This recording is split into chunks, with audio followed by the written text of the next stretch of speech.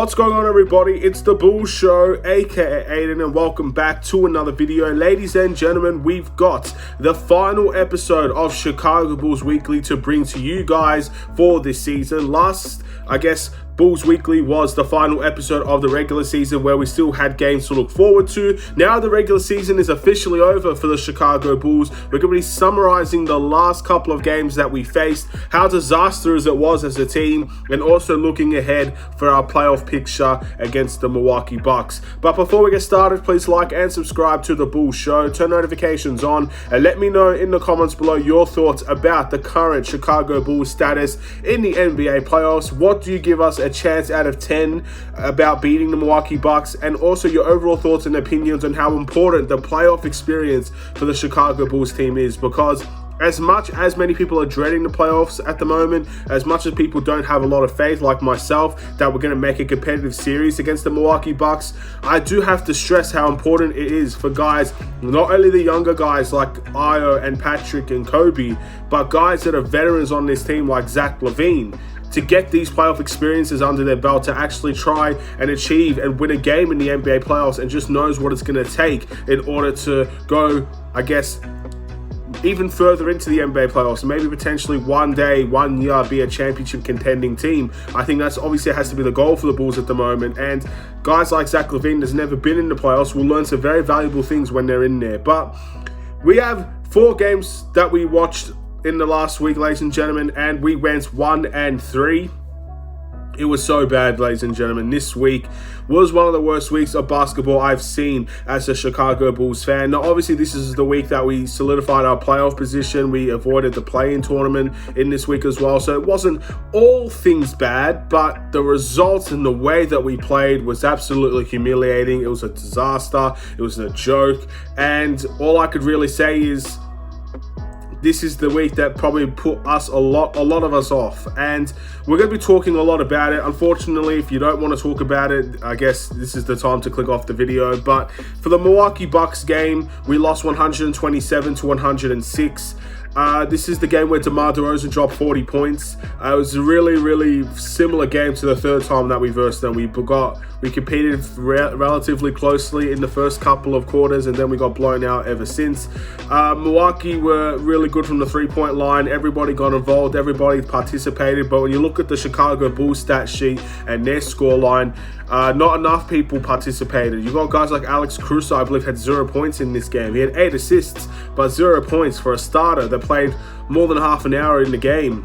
It's questionable, to say the least, and there are a bunch of other guys that will have to be heavily critiqued after a game like that. But things didn't get any easier, because we versed the Boston Celtics next, and we lost 117-94. Now, thankfully, this is the game that I actually missed out on. I had, obviously, university classes to attend to, then I had other stuff afterwards to attend to as well. So I did miss this game, and I missed this game for valid reasons. And I can safely say I'm very happy that I missed this game, because if you saw my Charlotte Hornets game reaction, I think you would have seen the exact same thing against the Boston Celtics, and that's a side of me and a side of many of other people that probably don't want to see. They don't want to see me scream and shout about how badly the Chicago Bulls are playing and how poorly they are. This was also the game where I think many people were thinking we should match up with the Boston Celtics, and then after this game, it kind of went downhill, and many people were afraid of Boston as well. So yeah, it's definitely a situation where if we got Boston, this game would have definitely made a lot of people petrified to verse them. But at the end of the day, we didn't get Boston, so that's one thing. But also, this was just a horrible game from everybody, and I don't think you're going to see too many of those games in the NBA playoffs. But at the end of the day, you just never know. Everybody could underperform. Everybody could underdeliver. We'll have to wait and see. We versed the Charlotte Hornets, speaking of that game, and we lost 133-117. This was a dreadful game as well. This is the game where I completely went off. I went on a tangent. I went on a rant.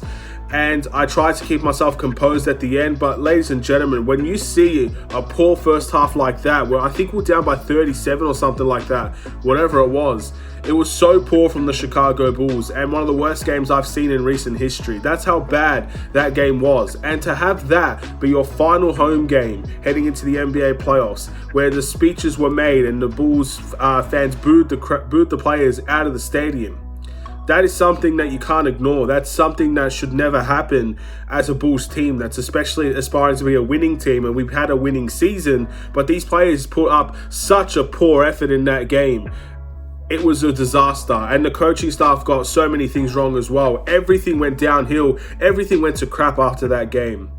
Then we had our last game of the season against the Minnesota Timberwolves, which happened just earlier on in the day for me, probably last night for you guys. We won this game 124 to 120. No Zach LaVine, no DeMar DeRozan, no Vucevic, no Caruso, no Kobe White. They didn't have D'Angelo Russell. They didn't have Karl Anthony Towns. It felt like a last game of the season type of game where the best of the role players, I guess, were fighting it out to see who would win. Didn't mean much to Minnesota. Didn't mean much to the Chicago Bulls. Chicago's own Patrick Beverley gets ejected in the game, something that I think all of us could probably have predicted coming into this game. Anthony Edwards didn't play a lot either. So it was a really good game for the Chicago Bulls. And we saw guys like Io have a career high. We saw guys like Patrick Williams have a massive career high.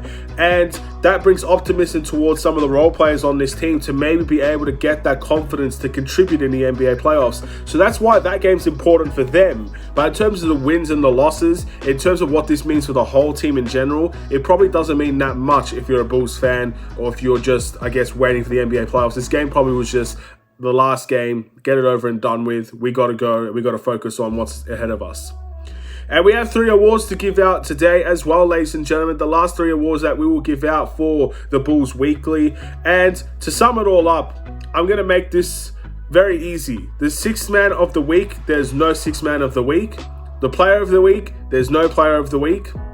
The must improve is the entire team. At the end of the day, I've never seen a week like this in quite some time. And I've had some very low points as I guess, making these Bulls Weekly, just considering some of the results that we've been through this week. But the effort and the way that we've lost some of these games, I think this has been the worst week for the Chicago Bulls. And it's very upsetting that the worst week of our season ended up coming at the last week of our season. That's really upsetting. That's really frustrating. Something you can't ignore. Something that does bring a lot of people to lose their faith in this team in the NBA playoffs. It's a damn shame that happened for this team. And we can't change it. We can't go back and try and fix everything at the moment. What's done is done. Let's hope this doesn't affect us negatively in the NBA playoffs, which I think many people fear that it will. But no one deserves awards. No one deserves accolation for a week like that. Maybe Patrick Williams for his player of the game performance against the Timberwolves, but outside of that, no one really deserves accolations for a really bad week overall. I think everybody has to step up and do 10 times, 20 times, like I said in the last video, 100 times more than what they did in this week. Simple as that. Can't really change what's been done.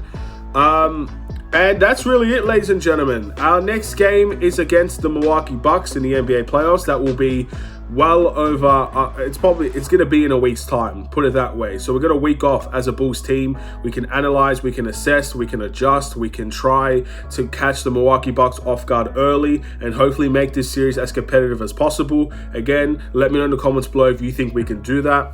And the reason why this is the last Bulls Weekly episode is because I've kind of come up with an idea where I will just do playoff series for the rest of the Bulls Weekly. So the Bulls Weeklies will be very similar in a way because we're going to be versing the Milwaukee Bucks. But let's just say for the miracle that it may be, we get past the Milwaukee Bucks in the first round.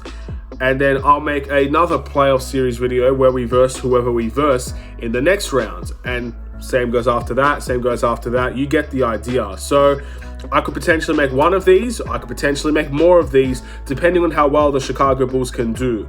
So that's just a personal idea of mine. I don't think it's very smart to have a game reaction or a Bulls Weekly where I'm talking about game 1 against the Bucks, game 2 against the Bucks, game 3 against the Bucks. Then all of a sudden, if we're down 3-0, we get swept. The next week, I only have to talk one game about the Bucks. That makes no sense in my opinion. So I think it's better and easier to just do it by playoff series now.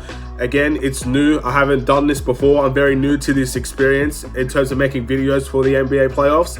So that's just the idea that I've come up with.